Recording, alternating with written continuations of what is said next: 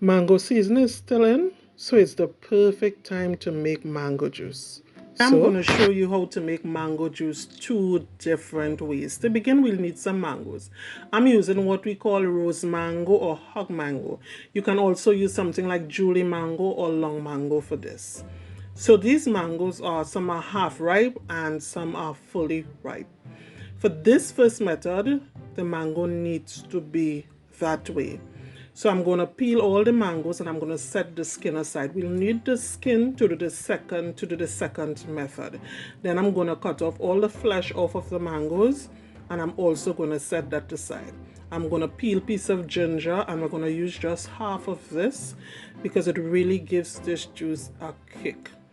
You would notice that I left some seeds inside of here, but you do not have to if you do not want to. So now we're going to blend that first set of mango that we did, those ripe mango. I'm going to put it in my blender and we're going to blend it with a few other ingredients. Once my mango is in, I'm going in with some water just to make blending a bit easier, and I'm going to puree this mango. Now that it's fully pureed, I'm going in with 1 lime. We're going to cut it, remove the seeds from it, and squeeze in that lime juice.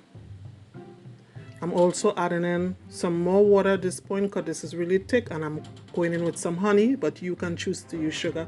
But honey really gives this a nice kick. I'm also putting in some ice and just a bit of mixed essence. Now we're going to blend everything again just to make sure everything is well combined. And now for the moment of truth. This is so refreshing. Never in your wildest dream would you imagine that mango juice can taste so good.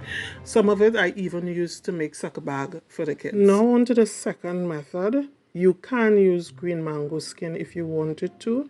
I'm placing water in my pot, bringing it up to a boil with few other spices. I'm using bay leaf and I'm also using cinnamon powder, but you can use cinnamon stick if you have that. After just about 15 minutes, I'm going to turn it off, allow it to cool, and then I'm going to puree it. You do not have to puree it if you don't want to. You can just strain the water and use it as is. But I'm going to puree it because it makes it a bit thicker. So I'm also adding some sugar and I'm adding in some mixed essence. Then I'm going to give this a blend. Once it's fully blended, I am going to strain it using a sifter. I'm using that because the holes are bigger and it would be easier to strain at this point. Using a finer mass strainer would take me an eternity. Once it's fully strained, this is what the mixture looks like. This is the consistency. It's also very rich and thick. So if you wanted, you can dilute it at this point, just like I did, and it was still perfect. Now all you need to do is chill and enjoy just like I did. Hope you enjoyed my video. God bless you. I love you. Bye.